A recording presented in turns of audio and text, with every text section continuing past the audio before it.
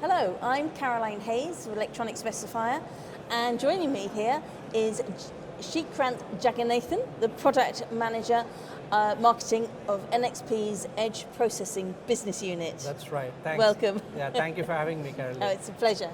Now, it's quite exciting for you, Electronica, because you are revealing a few details of a new launch, the I.MX 93. That's correct. Okay.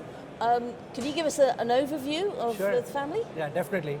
So, first of all, thanks for having me here. So exciting to be here, part of seeing all these people around after a long time. So definitely a great time here. So we're excited for this new product for multitude of reasons. Mainly because this is our first product in the I.MX next generation series, which is I.MX 9.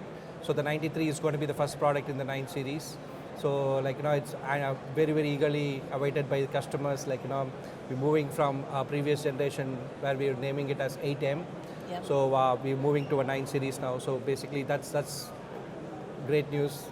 The second thing is from the feature set and the things that we are packing into this product, a lot of things that definitely keeps us excited, as well as we know that the customers are going to be very excited when they know what's there inside. Okay. So in terms of when we are launching the product, we're looking at sometime April of next year, where the product, the samples and the EVKs will be launched. So the EVKs will be available through retailers like Digi-Key as well as through NXP. Okay. So and then we'll have a production launch sometime Q3 or Q4 of next year. Okay, great. So you've teased us a little bit with some of the new features and functions. Right. Tell us, unpack that a little bit for us. Tell us what you've done. Definitely. So the first thing to do before I talk about the feature is how we position the product, right? What are the target markets? Because that basically decides what feature goes into the product. So we are very excited for this product because we are positioning the I.MX 93 for a low-end vision system. Basically, if you look at a vision, it could be across multiple segments, could be consumer IoT, could be industrial, could be automotive. But what are the common features that goes into this market segment is it needs a camera interface, something like a MIPI, CSI, or even a USB, right? So, and then also in the chip, we should, to process machine learning models, we have a dedicated NPU on the chip, which we have never done for a lower, low or mid-end segment before. So that's something that we have put in, that is not part of product portfolio today.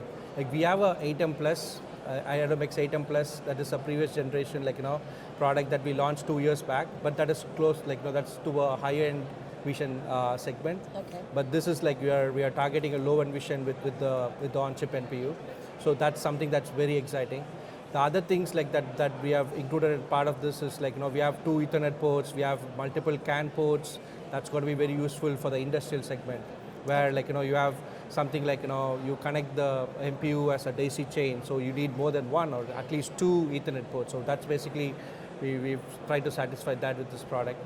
And then we also have other multi-purpose interfaces like SPI, UARTs. So those are something that, and we have tried to go above and beyond what is necessary for a customer use case within that segment. Okay. So you're almost future-proofing. Exactly. At the very start. Definitely. Wonderful. Exactly. That's a great way to look at it, because the NPU, you see that as we increase the number of edge devices, you are actually having all these computations and processing happening at the edge rather than the cloud. So we are actually seeing a lot of customers are actually thinking about having those ML machine learning applications run at the edge rather than the cloud. So as we move the processing, just the general purpose application processing to the cloud, to the edge, customers are also thinking about moving those ML processing also to the edge. And I mean, customers want, even if customers do not want to do this today, they're looking at options to keep it for the future. Say 2-3 years down the line, they want to see a product that they select today to be able to provide that feature set. So that's something that we had in mind, future proofing something because this product, we are looking at a longevity of 15 years. Okay. So this is going to be there until say if we launch in 2023, it's going to be there for until 2038.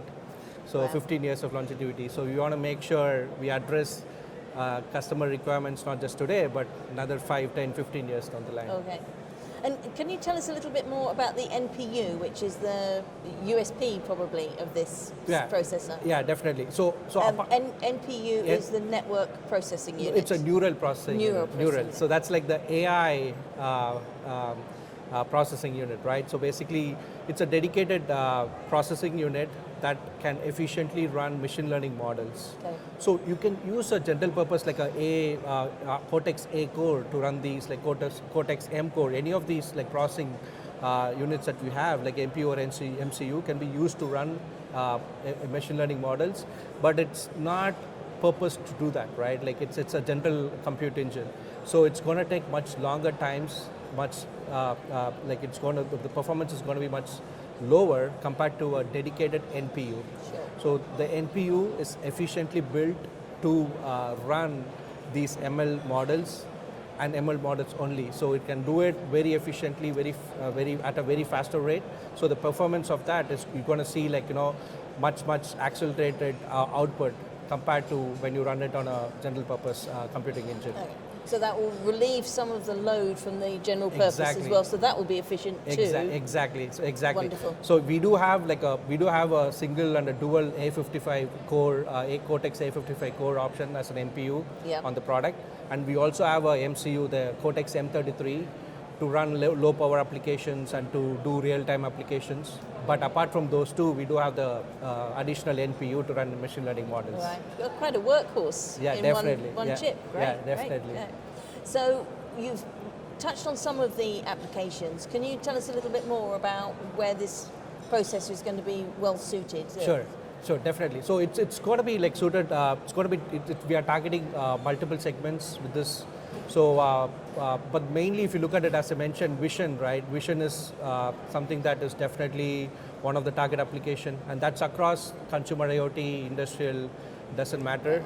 So that will be for vision in automation and production line, vision in a vehicle. Exactly, vision vehicle, vision in at home, you have smart homes capability, right? Yes. So voice processing, or it could be like a security camera connected to your like a hub, right? Mm-hmm. So that could be one of the examples. So that's consumer IoT, and then as you mentioned, for automotive, you have like a driver monitoring system, right? That's a vision application. So basically, the camera is looking at the driver, making sure you're awake, right? At night when or even during the day, doze right? off. Yeah, exactly. You don't want to doze off when you're driving.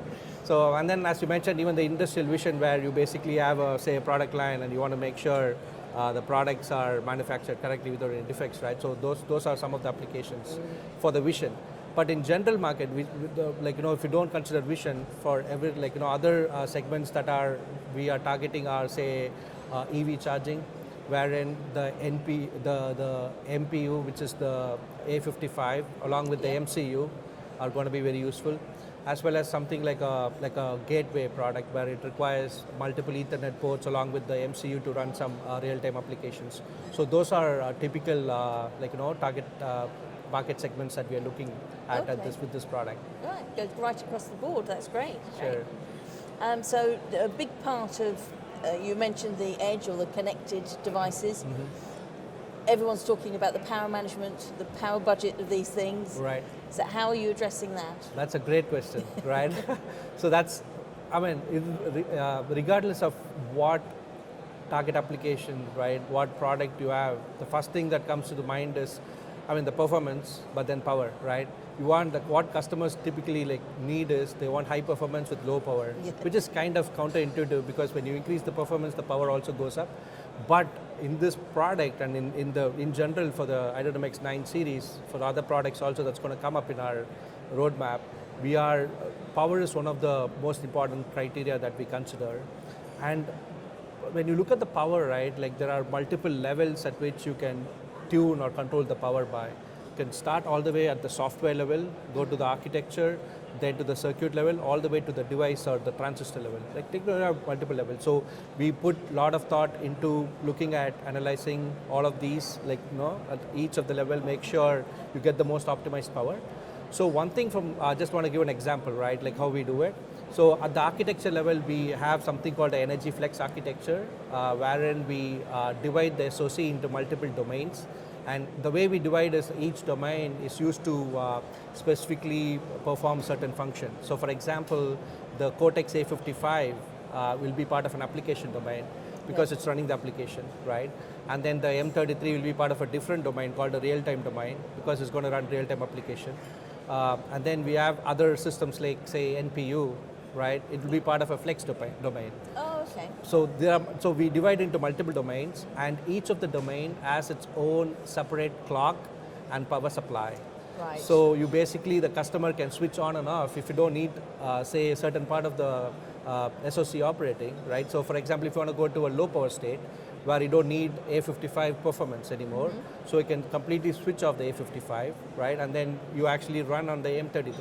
Now you are at a very low power state, because A55, while it gives you higher performance, it also consumes higher power, right? It's a much bigger SoC, like a processing unit, right?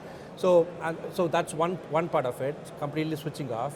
But then there is another side to the story where, say, a customer can come in and say, I have this power budget and I have this performance target, so I need to work around these two, right? So what they can do is they can go and specifically tune these domains at different frequencies in order to hit the power target. So we give that, like, a tuning capability at multiple knobs, right? Say, like, they can control the power at different places and then finally be able to hit that power budget that they do.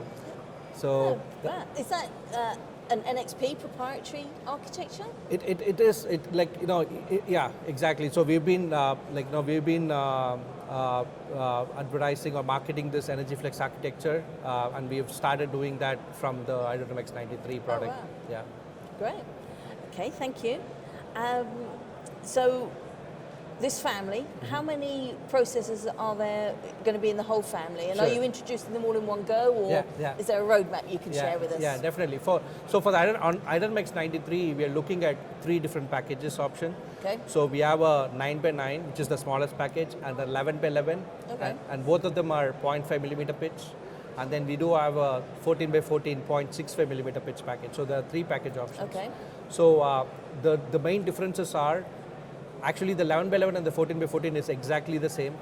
So it has the same pinout, same feature set, everything is the same apart from the pitch size. Okay. So it's 0.5 versus 0.65.